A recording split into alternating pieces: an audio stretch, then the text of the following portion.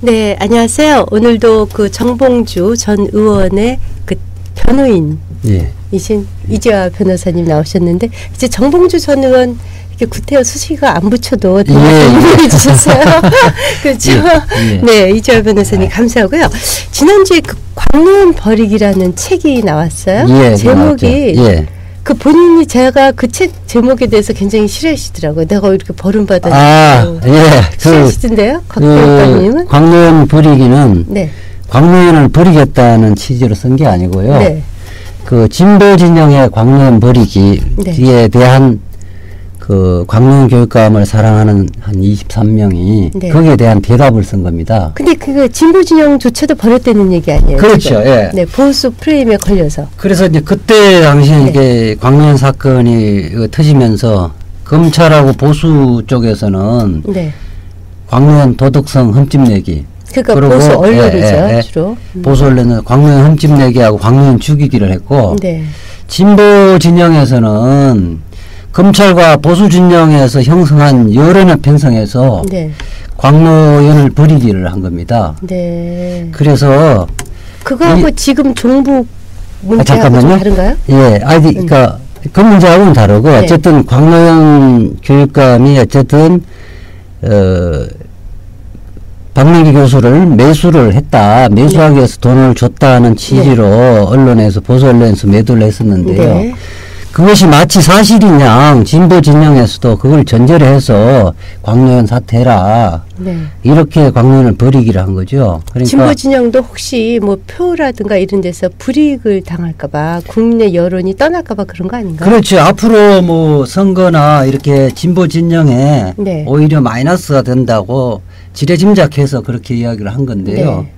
이 부분은 그 진보 진영이 최소한의 광노현 교육감이 그 말하는 진실에 대해 귀를 기울이지 않았어요. 그래서 마치 그것이 보수 언론에서 주장하는 것이 사실이냐 전제를 해서 비판을 했었는데, 그 재판 과정에서 결국 광노현 교육감이 이야기하는 것이 진실이라는 것이 밝혀졌죠. 아, 그런가요? 그래서 그 함세웅 신부, 천정배 전 장관, 이수호 민주노총 위원장, 김성환 전북교육감, 그리고 저 등해서 한 23명이 그에 대한 비판의 글을 담아서 책을 낸 겁니다. 그러니까 진보 진영에까지도 쓴소리를 한 거네요. 그렇죠?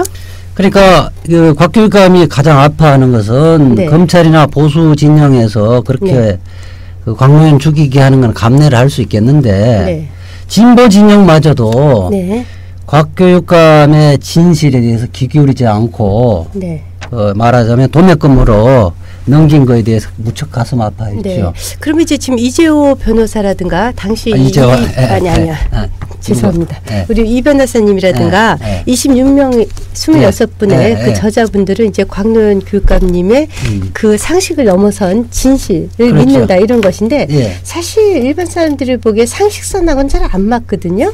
그 사건의 개요를 좀 왜 진실이라고 판단하셨는지. 이게 이 사건 개요가 이제 서울시 교육감 선거가 끝난 지 8개월 후에 2011년 2월경인데요. 광노현 교육감이 박명기 교수에게 2억을 줬습니다. 근데 2억의 돈의 성격이 뭐냐, 이것이 문제되는데, 이제 검찰에서는 이 돈이 광노현 교육감이 당선되기 위해서 사전에 박명기 교수를 매수한 대가로 후보 사퇴를 시키기 위해서 그렇죠. 사퇴 시키고 나중에 사퇴 후에 돈을 주겠다고 약속을 하고 준 것이다, 이렇게 주장한 거고요. 원래 7억을 약속했는데 그 중에 2억을 지급했다, 이렇게 주장하는 거고, 반면 곽 교육감은 후보 사퇴에 대한 대가가 아니다. 약속한 바도 없고 그것은 후보 사퇴에 대한 대가가 아니고 후보 사퇴를 한 박명기 교수가 그 극심한 경제적 국비 상태에서 자칫 극단적 선택을 할 수도 있다, 이렇게 판단해서 그러니까 자살 얘기도 좀 나왔다, 그렇고요. 극단적 그런 것들을 하여튼 그런 사원에서 순수하게 도와준 것이다, 이런 부분인데, 결국 1심과 2심에서는 사실관계 부분에서는 광노현 교육감 주장이 받아들여졌습니다. 네. 말하자면 그 후보 사퇴하기 전에 그런 약속은 없었고 박명기 교수는 광노현 교육감하고 무관하게 자의적으로 사퇴를 한 것이다. 네. 그리고 어쨌든 박명기 교수가 약간의 오해가 있었는데 서로 다 확인하고 어쨌든 그런 약속이 없었다는 것을 확인했습니다. 네. 그럼에도 불구하고 이제 박명기 교수, 광노현 교육감은 네. 본인은 교육감으로 당선되고 두 사람 원래 진보 진영의 후보였지 않습니까? 그렇죠. 한 사람은 당선되고 또 한 사람은 자진 사퇴했다는 이유로 선거비 보전도 못 받고 굉장히 경제적으로 궁핍한 상태에 있었어요. 네. 그래서 극단적인 선택을 하려고 그랬었는데 그런 상태에서 최소한의 스스로가 살아갈 수 있는 정도의 금액은 지원해야겠다. 이렇게 해서 지원을 해준 겁니다. 그 중간에 이제 역할을 하신 분이 이제 강경선 교수님이 그렇죠. 계시죠. 원래 이제 광노현 교육감하고 직접 40년 친구죠. 네. 예. 그 접촉을 한 것이 아니라 그 이제 얘기를 들어보니까 그 강경선 교수께서 그 박명기 교수의 어려운 사정을 듣고 그 곽 교육감님께 너도 크리스찬이고 나도 크리스찬인데 저 친구가 저렇게 어렵게 됐고 또 훌륭한 교육 자원이니까 이렇게 좀 도와주는 것이 우리 크리스찬의 도리가 아닌가 이런 얘기를 하셨다고. 아, 그래요? 그렇죠. 네. 우선 강경선 교수는 원래 이 선거 캠프하고 무관한 사람입니다. 네, 강경선 교수님. 그래서 광노현 교육감이 이제 강경선 교수를 통해서 박명 교수를 만나봐라. 오해가 있으면 풀고 우리가 도울 일이 있으면 돕자. 이렇게 했는데 강경선 교수가 여러 차례 만나면서 지금 그 오해라는 부분이 뭐죠? 결국은 박명기 교수는 실무자들끼리 이야기를 광노현 교육감이 알고 있었다. 사전에. 네. 이런 건데 결국 쭉 만나보니까 광노현 교육감은 실무자끼리 그 후보 단일화 합의에 대해서 전혀 보고를 받은 바도 없고 승인한 바도 없다는 것이 확인된 거죠. 그런데 강경선 교수가 박명기 교수를 만나니까 경제적 사정도 굉장히 딱하고 어쨌든 극단적인 선택할 우려도 있고 해서 이게 비록 오해의 소지가 있지만은 오해 소지가 있다고 해서 돕지 않으면 그거는 사랑이 아니다. 네. 그러면서 적극적으로 광노현 교육감을 설득을 한 거죠. 네, 거기에 이제 곽 교육감님이 응하시고 거기에 대해서 이제 인간적인 배려를 그렇죠. 한 건데 여하튼 법조문의 그 판결은 어떻게 났죠? 그래서 1심, 2심에는 그 사전 약속은 없었지만은 결국 박명기 교수가 후보 사퇴했기 때문에 그 사람을 도운 거 아니냐. 결국은 이것은 후보 사퇴한 대가로 볼 수 있다. 이렇게 해서 1심, 2심 유죄를 선고돼서 현재 대법원에 가 있습니다. 네.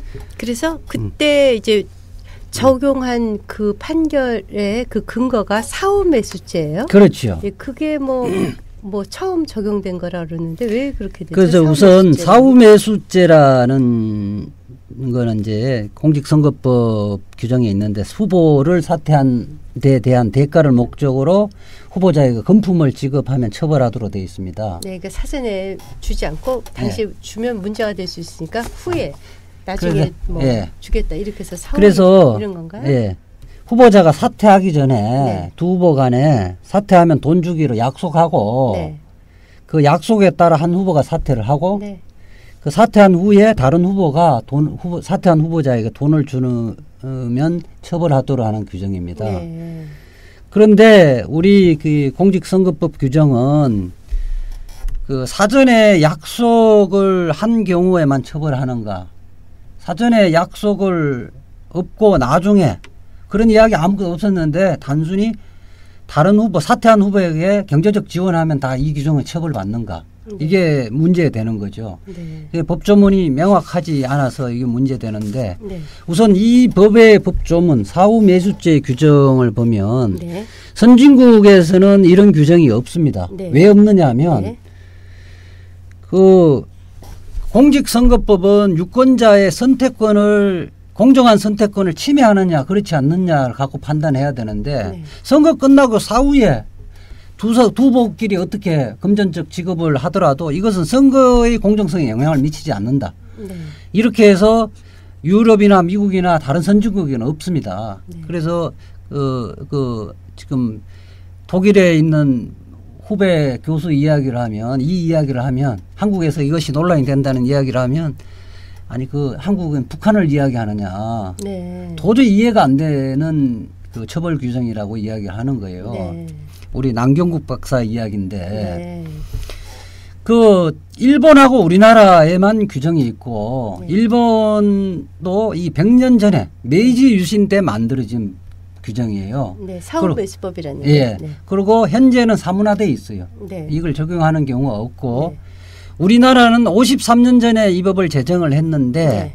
그동안 한 번도 적용한 적이 없고 광노인 교육감에 처음 적용하는 거예요. 아, 사후매수법이. 네. 그 전에 이제 네. 그 전에도 선거 때 보면은 상대 후보 이제 예컨대 같은 진영일 경우에 네.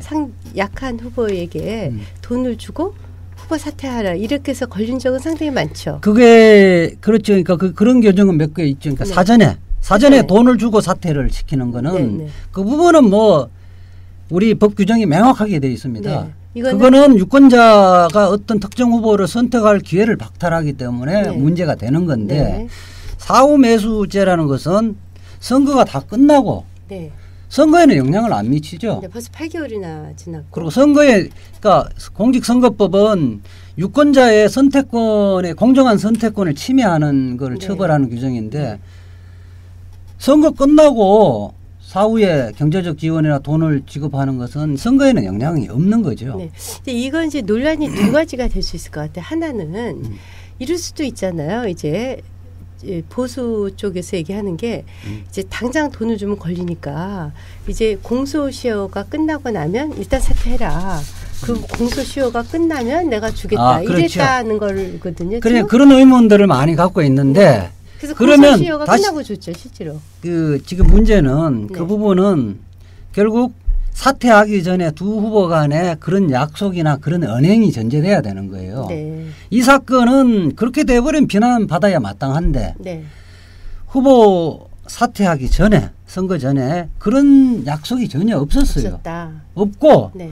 그리고 그거 관계없이 선거 치러지고 네. 선거 치러지고 나중에 보니까 그 한 후보는 굉장히 어려웠다는 거예요. 그러면 만약에 이런 경우까지 처벌하면 박명기 교수와 광노인 교육감은 평생 부조를 하거나 이러면 안 된다는 이야기예요. 네. 그리고 그 문제는 이제 그런 지적을 해요. 그러면 두 사람이 입을 맞추면 네. 사전에 약속했다고 한 것이 없다고 입을 맞추면 처벌하지 못하지 않느냐 네. 이런 문제 제기를 하는데 그 모든 죄의 입증 책임은 검사에게 있어요.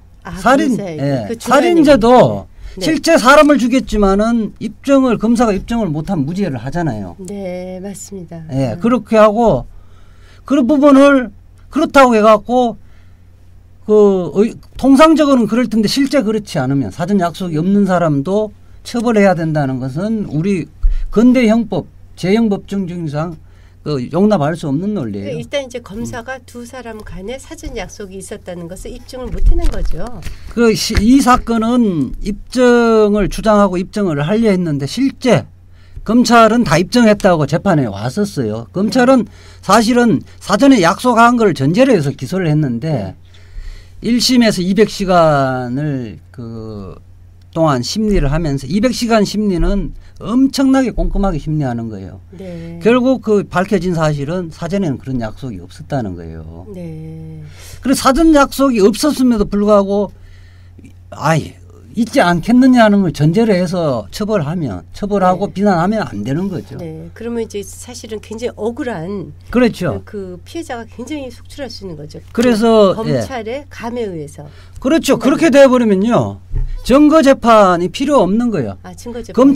검찰이 쟤 그랬을 거야. 네. 쟤 생김새 보니까 아마 그랬을 거다. 네. 이렇게 기소하고 유죄 판결을 해버리면 이건 중세 시대로 돌아가는 거예요. 아, 그렇죠. 네. 네, 우리 법원 중에 100사람의 범인을 놓치더라도 한 사람의 무고한 사람을 만들면 안 된다는 거 아닙니까? 네, 증거에 입각해서. 그렇죠. 그것이 우리 그 시민사회가 형성돼지고 민주주의 사회에서 형성돼지면서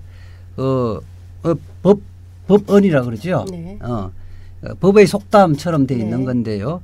그 부분은 모두가 공감을 하는 겁니다. 네. 그렇다는 건데. 근데 그렇게 돼버리면 모든 사람들은 검사나 판사에 자의적으로 다 유죄되고 무죄되는 거예요. 네. 그렇게 돼버리면 안 되는 거죠. 네. 그래서 제가 얼마 전에 트위터에 그렇게 올린 적이 있어요.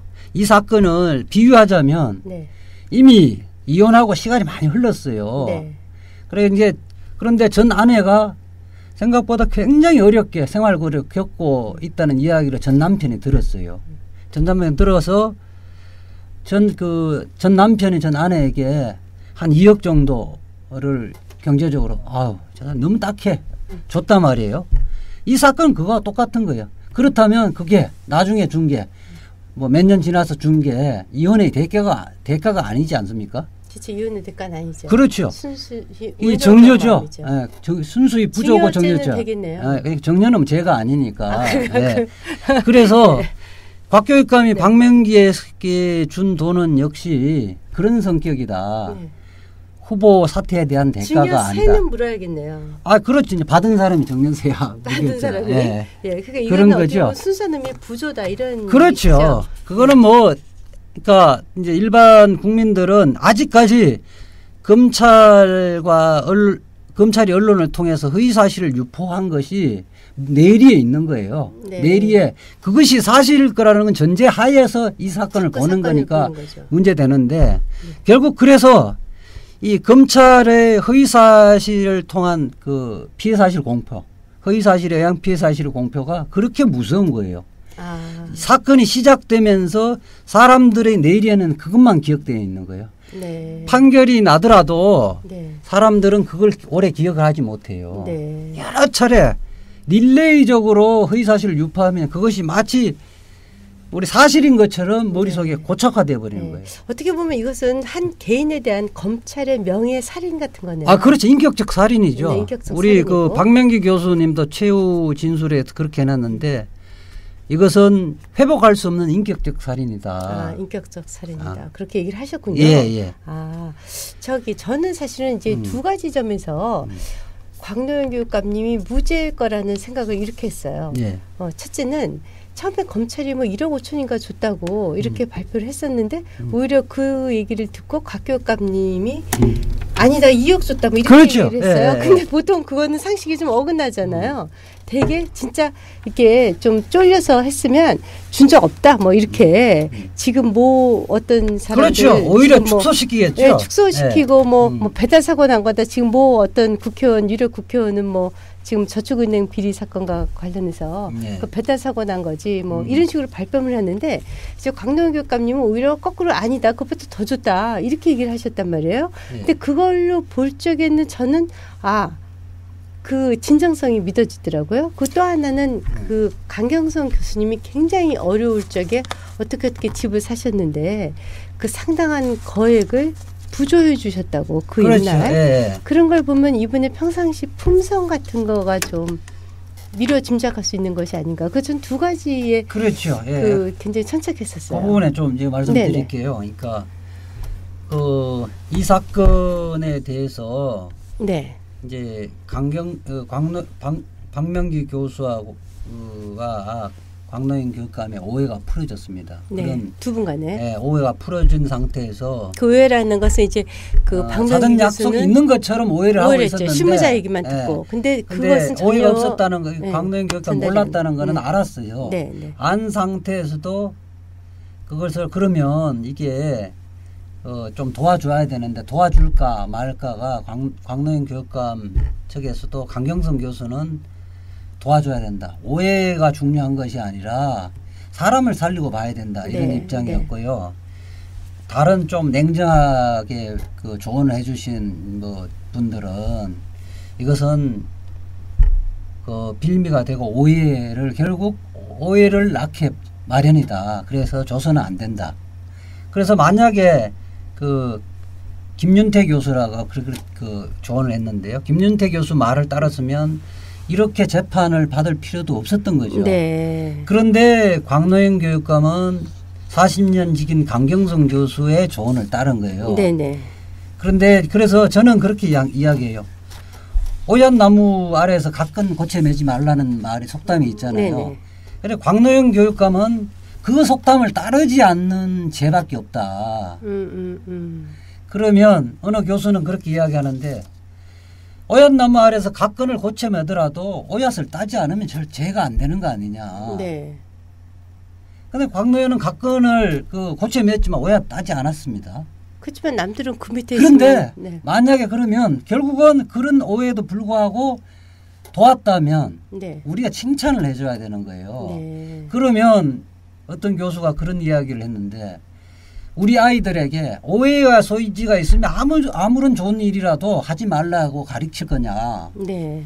그러니까 자기가 혹시 오해를 받더라도 선행이면 자기가 옳다고 생각하면 적극적으로 네. 하라고 가르쳐야 되는 거 아니냐. 네.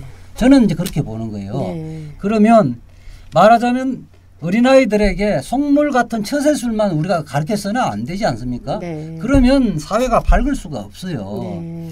경우에 따라서는 억척과 오해를 무릅쓰고 자기가 올바른 일이라고 판단하면 그걸 해야 되는 거예요. 저는 이 부분이 그런 오해의 소지가 있음에도 불구하고 강경성 교수와 광노현 교육감의 그런 판단은 그 말하자면 이해타산적이고 속물이 지배하는 사회에서 우리에서는 굉장히 칭찬받아야 할 일이다 이렇게 생각하고 있습니다. 칭찬받을 일이다. 그럼에도 불구하고 이제 검찰은 아까 주장하시는 대로 이제 인격적 살인을 하셨다 뭐 이렇게 얘기를 하셨는데 그러면 이런 질문을 좀 드리고 싶어요.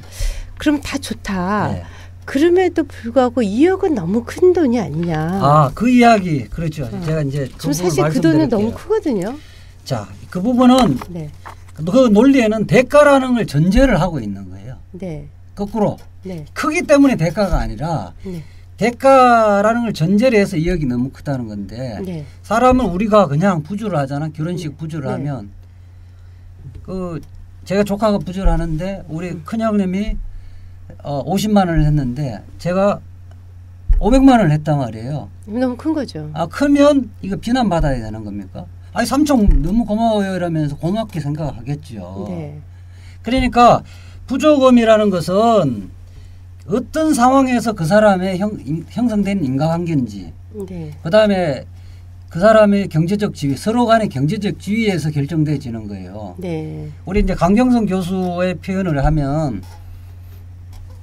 지하철에서 동냥을 하는 사람 만나면 500원 1000원 주면 뭐 그렇죠. 적절할 거라고 볼 거고요.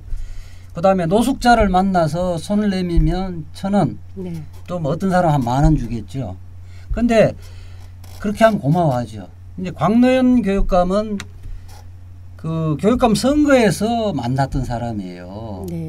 그걸 다 떠나서 또 학계에도 같이 계셨던 그렇고 분이고. 그리고 한 사람은 교육감으로 당선됐고 한 사람은 진보진영의 대의를 위해서 사퇴를 하면서 그건 선거비 보전을 못 받잖아요. 그러면서 10억 이상의 빚더미에 내몰리는 상황이고 그 빚더미에 내몰리는 상황인데 이런 상황에서 만나는 걸 갖고 2억이 너무 크다. 이걸 갖고 일률적으로 재단하면 안 된다는 거예요. 그러니까 빚의 규모가 10억이 넘었으니까. 그리고 이왕 도와주는데 예컨대 뭐 100만 원, 뭐 500만 원, 1000만 원 도와주면 사람 놀리는 것밖에 안 되잖아요. 실질적으로 그 사람에게 도움이 줘야 되는 거고 그리고 원래 광노현 교육감은 1억 5천 뭐 이렇게 이야기를 했는데 그래서 이제 강경성 교수는 박명기 교수에게 2억 정도를 이야기를 했었어요. 그러면서 오히려 강경성 교수는 사람이 도와줄 때 감동을 주려면 본인이 생각하는 것보다 더 많이 줘야 된다. 그래서 강경성 교수는 3억을 주자고 그랬어요. 원래는. 그런데 이제 곽 교육감님이 뭐 2억이 최대한 마련을 한 게 2억이에요. 네, 원래 곽 교육감님은 부자인가요? 아니죠. 그러기 때문에 우리가 이야기하잖아요. 제가 이야기하잖아요. 제가 사실은 조카가 삼촌이 한 100만 원만 도와줬으면 하는 심정이 있는데 삼촌이 500만 원을 도와주면 그럼 너무 감사하죠. 감동을 받죠. 네. 어차피 사랑을 베풀 때는 그렇게 감동을 줘야 된다고 생각을 한 겁니다. 사실 이 사건은 우리가 진짜 그냥 순수하게 받아들인다 이렇게만 생각하고 하자 보면 사건의 결론은 간단해요. 굉장히 간단하죠. 두 분이 진보 진영에서 나왔다가 한 분은 됐고 한 분은 사퇴함으로 인해서 10억가량의 빚을 졌단 말이에요. 그렇죠. 그런데 이제 처음에 발단은 그 박명규 교수님은 그 광노현 교육감의 밑에 실무자들이 후보 사퇴하면 뭐 이런 대가도 있을 수 있다 이런 말을 그냥 고지고대로 믿고 바깥으로 돌아다니면서 곽 교육감이 됐는데도 나한테 돈을 안 준다. 이러고 이제 욕을 하고 다닌 거예요. 근데 이제 그런 욕을 뭐 그쪽 좁은 바닥에서 하다가 보니까 그 40년 직인 강경성 교수가 보기에 양쪽이 다 안 된 거예요. 양쪽이 한쪽도 이제 교육감으로서 제대로 역할을 해야 되고 또 한쪽은 이제 빚에 내몰려서 자살 직전까지 가고 이렇게 양쪽이 다 안 되니까 이분이 이제 중간에 중재자로 나서서 이분이 10억 이상 빚이 있다고 하니까 대개 한 1억 5천 정도라도 좀 도와줬으면 좋겠다. 뭐 이러니까 그 강경성 교수님은 그래도 이제 감동을 주려면 한 3억 정도 주면 다는 못 갚아도 한 3분의 1이라도 일단 급한 불이라도 끄면 자기가 어떻게 해서 또 평생 갚지 않겠냐. 이러다 보니까 곽 교육감님은 내가 마련할 수 있는 최대한 돈이 한 2억 정도 된다 해서 그걸 만들어서 준 게 다예요. 그렇죠. 그치 믿자면 이게 다예요 사실은. 그럼요. 그거 사실은 미담이죠. 미담이 될 수 있어서도 돈을 2억이라는 큰 돈을 줬다고 해갖고 그걸 대가 관계로 이야기하면 억지죠. 네. 그러면 이제 그래서 제가 그 부분을 이제 좀 감동적인 이야기여서 우리 강경성 교수가 곽 교육감이 무조건 도와야 한다고 설득을 하면서 인용한 성경 구절이 있어요. 저는 뭐 크리스찬은 아닌데 제가 감동적이어서 그 어떤 형제나 자매가 헐벗고 그날 먹을 양식조차 없는데 여러분 가운데 누가 그들의 몸에 필요한 것을 주지 않으면서 평안히 가서 몸을 따뜻이 녹이고 배불리 먹으시오라고 말한다면 무슨 소용이 있겠습니까?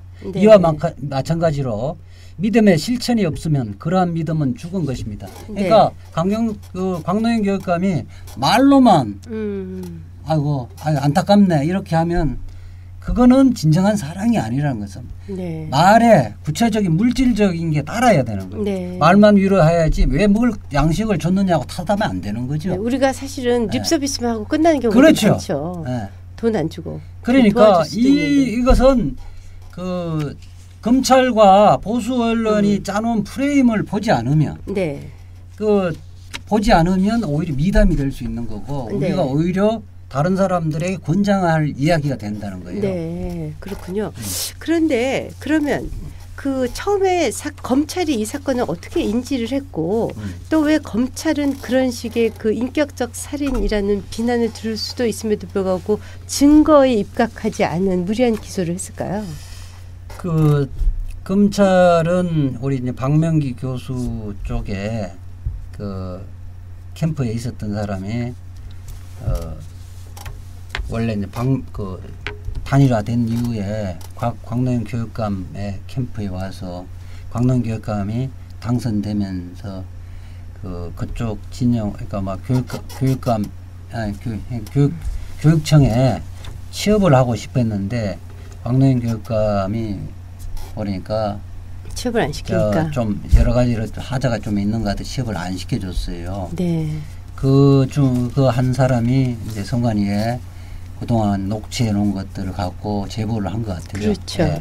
그런데 이때의 상황은 그러니까 오세훈 서울시장이 주민투표, 무상급식 주민투표를 붙여서 결국은 사퇴를 하게 됐잖아요. 사퇴를 하고 불과 2, 3일 후에 이 사건 수사가 진행됐어요. 맞아요. 검찰은 사실 조사를 해서 사실관계를 따져보고 판단해야 되는데 물론 수사는 할 수는 있어요. 이미 수사에 착수하면서 이미 결론 내려놓고 모든 언론 플레이를 한 거예요. 그리고 네. 진술 자체를 자기들의 프레임에 다 짜맞추게 한 거죠. 네네. 그래서 1심 과정에서 밝혀진 거는 검찰 주장이 하나도 채택이 안 된 거죠. 검찰은 원래 그 아까 사전 약속했고 10억 내지는 7억을 주기로 사전 약속을 했다. 그 약속의 이행으로서 2억을 지급한 거다. 이렇게 이야기했는데 1심이나 2심의 사실관계 보면 그게 전혀 사실이 아닌 게 밝혀진 거죠. 그러면 좀 이런 얘기를 하면은 저도 요구도 먹을지 모르겠지만 이제 오세훈 시장이 무상급식 주민투표가 이제 무산되고 결국 시장에서 사퇴했지 그렇죠. 않습니까? 네.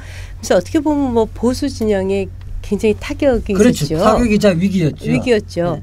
그런 것을 정치 검찰이 혹시 만회하려는 의도가 있었다고 얘기하는 글인가요? 예, 저는 그렇게 뭐 제 책에도 그렇게 썼는데 네. 분노하라 정치 검찰이 네. 그렇게 썼는데 그렇다고 봐야 되겠죠.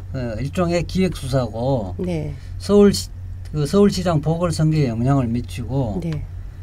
그 진보 진영의 도덕성에 치명적인 흔집을 내기 위한 의도적인 수사가 아니었나 저는 그렇게 판단하고 있습니다. 네. 근데 이제 검사라는 직업이 네. 저는 뭐 그 똑똑한 사람들을 잘 몰라서 모르겠지만 누구보다도 그 증거 수사를 해야지 된다는 철저한 교육을 받은 사람들 아닌가요?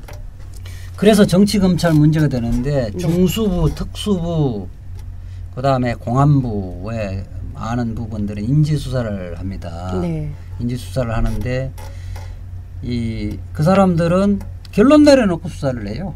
아, 결론 내려놓고. 결론 내려놓고 수사하고 자기들이 듣고자 하는 진술만 채택을 하고 네. 그렇게 기소를 하고 네. 그래서 무죄가 판단이 나면 그 법원이 그 피고인들의 거짓말에 현혹이 되거나 아니면 봐주기 위해서 했다 이렇게 해서 끝까지 대부분까지 가는 게 정치검찰의 생리예요. 네.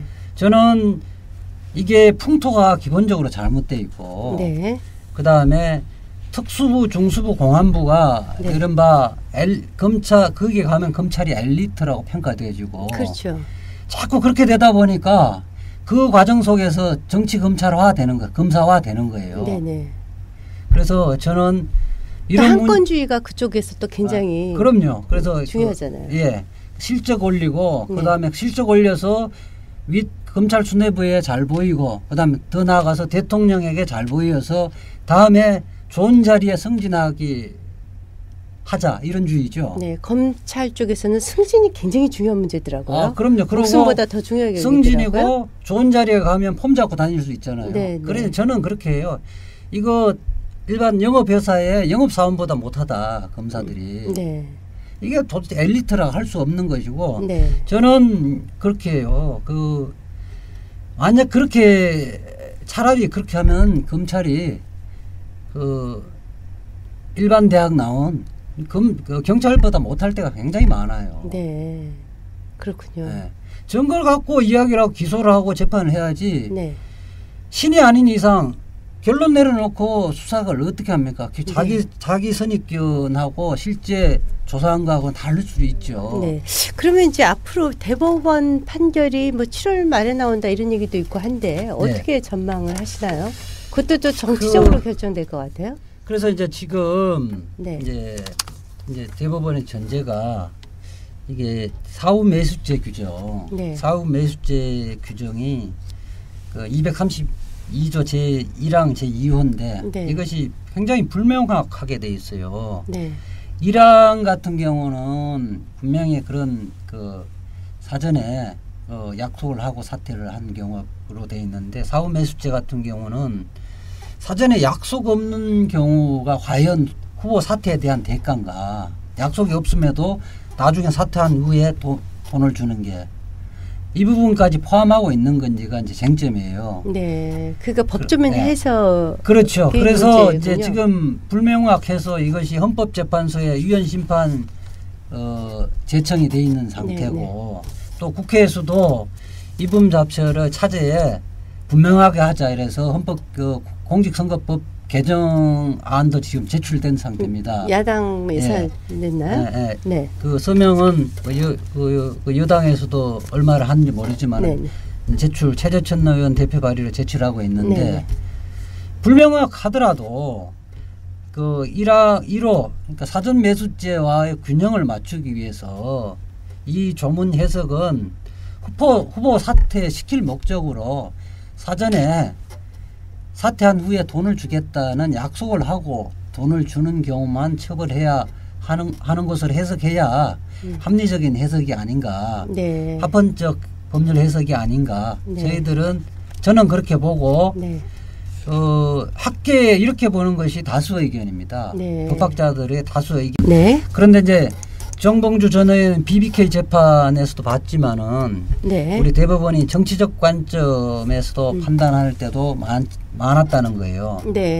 그래서 저는 오로지 법리적 관점에서만 판단을 해주기를 바랍니다. 그러니까 아무튼 우리 변호사님 말씀은 법에 원래 만들어진 취지 그대로 해석해서 하면 이것은 당연히 무죄다. 이런 주장이죠. 그렇죠. 그러면은 근데 이제 벌써부터 이런 얘기가 돌아요. 정치권에서는 이번 12월 19일 날 대통령 선거가 있지 않습니까? 근데 뭐 대통령 선거라는 게 뭐 아직 그래도 뭐 많이 남았으니까 누가 될지 모르지만 지금 이 시점에서는 아무튼 박근혜 전 비대위원장이 굉장히 유력해 보이지 않습니까? 그러다 보니까 이제 보수의 집권 가능성이 좀 커 보이는 상황인데 지금 이제 그 광화문 교육감 선거를 그때 보궐선거를 같이 해버리면 그 서울시 교육감이라는 것이 교육 대통령이지 않습니까? 그러니까 굉장히 중요한 자리인데 그때 김두관 경남지사도 사퇴하시고 이제 뭐 대통령 야당 후보로 나오시려면 사퇴하셔야 되잖아요. 그러니까 대통령 선거, 서울시 교육감 보궐선거, 또 경남지사 보궐선거 이렇게 하면은 지금 경남지사도 야당이 나올 후보가 없대요. 그래서 이 3쿠션을 한꺼번에 다 먹을 수 있다. 그래서 심지어는 지금 그 새누리당에서 그 서울시 교육감과 경남도지사에 뛰기 위해서 제가 뛰고 있는 정치인의 이름도 좀 들었거든요. 그것과 맞물려서 어떻게 보세요? 그러려면 검찰이 이거 더 열심히 해줘야 되거든요. 그러니까 정봉주 전 의원 그 BBK 재판 그렇게 하면서 대법원이 정치적 고려해서 나는 꼼수다는 팟캐스트 인기가 있고 그다음에 그 정봉주 의원이 총선에 상당히 영향을 미칠 것이라는 관점에서 갑자기 3년 동안 미뤄왔던 사건을 갑자기 선고기를 잡아서 그런 오해를 샀거든요.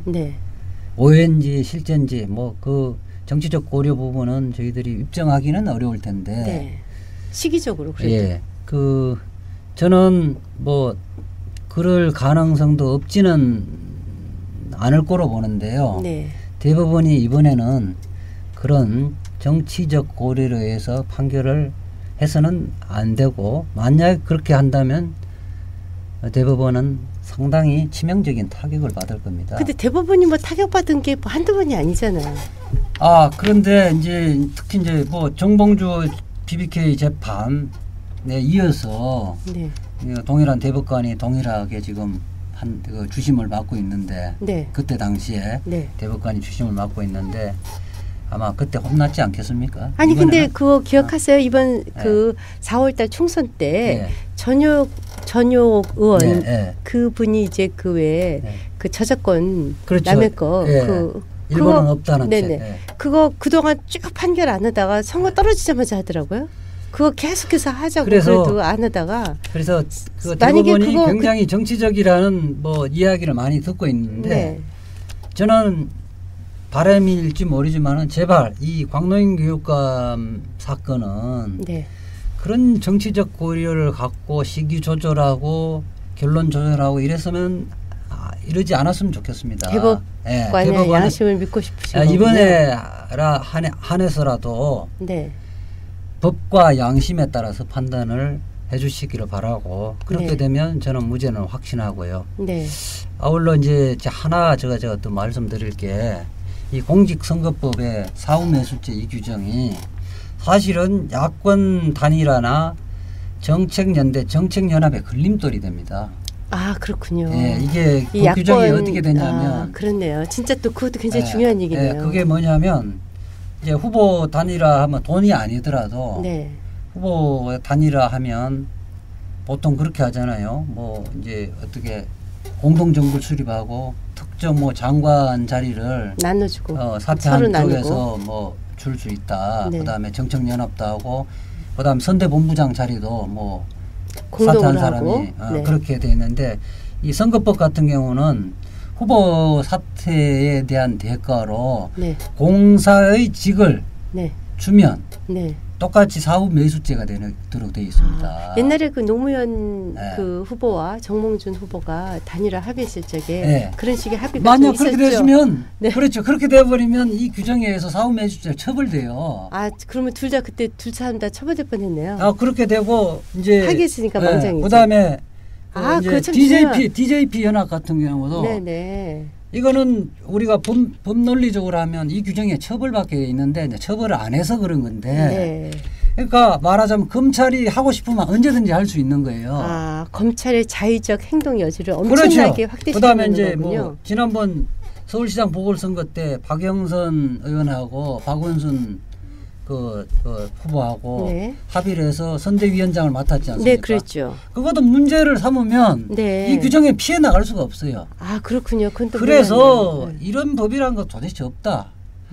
이게 선거의 공정성에 전혀 안 미치잖아요. 투표에 영향을 안 미치는 건데 이런까지 규정을 해놓은 것은 우리나라하고 일본밖에 없는데 일본은 사문화돼 있는 거고 선진국에는 없어요. 선진국에 아까 이야기했잖아요. 이게 북한에서 있는 이야기냐. 그랬다면서 독일에 계신 그렇기 때문에 차제 이 부분은 광노현을 위해서가 아니라 이런 정근대적인 법 규정, 처벌 규정은 폐지돼야 되는 거예요. 사실 많은 국가에서 그 정책 연합도 하고 후보 단일화도 하고 공동정부 수립도 하고 그러죠. 그런 것까지도 다 문제 될 수 있겠네. 일종의 다 정치적 행위인데. 근데 이제 저는 이런 얘기를 드리고 싶어요. 우리가 결국은 누구를 믿는다는 것이 법 이전에 그 사람이 살아온 과거 행적을 보고 그 사람의 인품을 믿어줄 수뿐이 없는 거 아니겠어요? 저는 이제 그냥 사적으로 몇 번 두 분 강경선 교수님과 광노현 교육감님을 뵈면서 느낀 게 저분이 참 크리스찬이구나. 그래서 하나님의 법대로 살려고 참 애쓰시는 보기 드문 사람들이구나. 그래서 오히려 좀 생뚱맞고 좀 오히려 이상했을 정도로 순수하시더라고요. 그래서 우리 그 부분에서 그런 그 천정배 그 의원님이 7위학번 서울대 법대 7위학번 동기인데 그 법정에서 최후 변론을 할 때 그 유명한 말이 있습니다. 저분들은 대학 1학년 때부터 그 세속인인 저와 천정배 의원의 가르침 저와 다른 길을 갈았습니다. 저도 그런 느낌을 들었어요. 그냥 일반인의 잣대를 갖고 보시 마십시오. 저분들은 세속적 인간이 아닙니다. 고결한 이상주의자입니다. 그래서 일반인의 잣대를 갖고 판단하지 말고 강경선, 광노현의 삶과 철학을 이해를 하시고 그걸 토대로 해서 판단해달라. 그래서 방청석에서 그 명변론이라는 그 이야기를 들었었는데 명변론이다. 그게 일반인들은 이럴 것이다는 잣대를 갖고 판단하면 안 되죠. 우리가 진짜 법 이전에 그 어떤 한 사람에 대한 평가를 그 사람이 50년, 60년을 살아온 삶을 종합적으로 봐서 좀 판단할 수 있는 그런 여지가 또 있어야 되지 않나 싶어요. 그렇죠. 그래서 1심에서 저는 박명기 교수 변호인이었습니다만은 그래서 삶과 철학을 변론을 하다 보니까 200시간의 변론 시간이 필요했습니다. 그러셨구나. 어찌 보면 굉장히 간단한 건데 그래서 1심 그 판사도 사실관계를 결국은 강경선 광노현 교육감이 이야기하는 게 다 진실이다 이렇게 판단한 거죠. 법리는 이제 대법원에서 규정이 불명확해서 대법원에서 법리적 해석이 하겠지만 해줄 거라고 믿습니다. 네, 여하튼 이것을 판결하시는 대법관들이 정말 법 이전에 그분들의 삶을 한번 조명해봤으면 좋겠다는 생각도 들고 차제에 이제 오늘 이 방송을 들으시는 분들도 그런 것까지 포함해서 이 법이 악용될 경우에 어떠한 문제점이 생길 수 있는지 이런 것까지도 좀 생각해 보셨으면 좋겠고요. 이게 그 책인가 봐요? 그래, 광노현 버리기인데 이 책이 아마 이 부분에 광노현 사건의 진실을 알고자 하시는 분에게 이제 강추를 하는데 광노현 버리기 20몇 명이 저자가 같이 쓴 거고요. 네, 여기에 보시면 이제 작은 제목이 보수의 공격, 진영의 배반, 외로운 투쟁. 이게 정말 좀 마음이 아프더라고요. 그렇죠. 네, 그리고 또 여기에 보면 이런 말이 있어요. 내게 이로운 것이 진실이 아니라 진실이 나를 이롭게 한다. 그렇죠. 이 이야기는 굉장히 그 광동교육감 서울법대 출신이고 판사, 검사, 변호사 다 있지 않습니까? 강경성 교수도 마찬가지인데 이 변호사들이 왜 그랬느냐, 강경성 교수 질타를 하고 그렇게 하면 안 된다 이야기했는데 그때 한 말이에요. 그때 광동교육감이 내게 이런 것이 진실이다. 보통 변호사들은 그렇게 어드바이스 하거든요.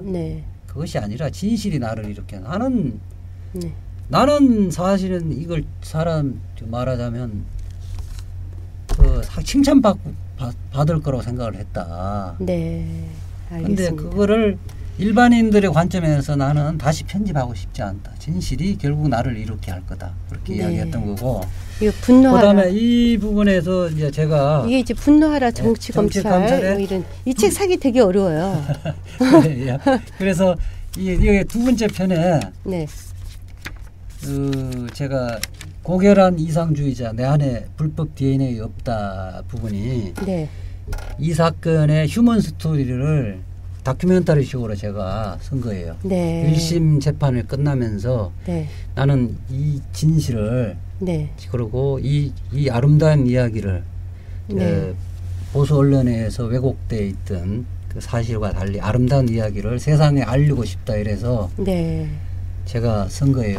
그래서 이 두 가지 책을 보면 광노현의 사건의 사실관계와 광노현의 진실을 잘 알 수 있을 것 같습니다. 우리가 요즘 책 안 보지만 그래도 그 분노하라 정치검찰에서 그분의 삶의 여정을 쓴 것을 한편의 아름다운 단편을 보듯이 잠깐이라도 봐주시면 이해를 높이는 데 도움이 될 것 같고요. 다음 주에는 뭐를 준비하셨죠? 다음 주에는 지금 이제 국회에서 내곡동 사저 문제가 특검으로 특별법을 만들어서 특검으로 넘기기로 결정을 했습니다. 그래서 내곡동 사저의 진실은 무엇이고 검찰 수사의 문제점은 무엇인지 그리고 특검이 밝혀야 할 그 과제가 뭔지에 대해서 제가 또 말씀드리려고 합니다. 그것도 굉장히 참 많은 우리한테 가르침을 주겠네요. 감사합니다. 오늘. 고맙습니다.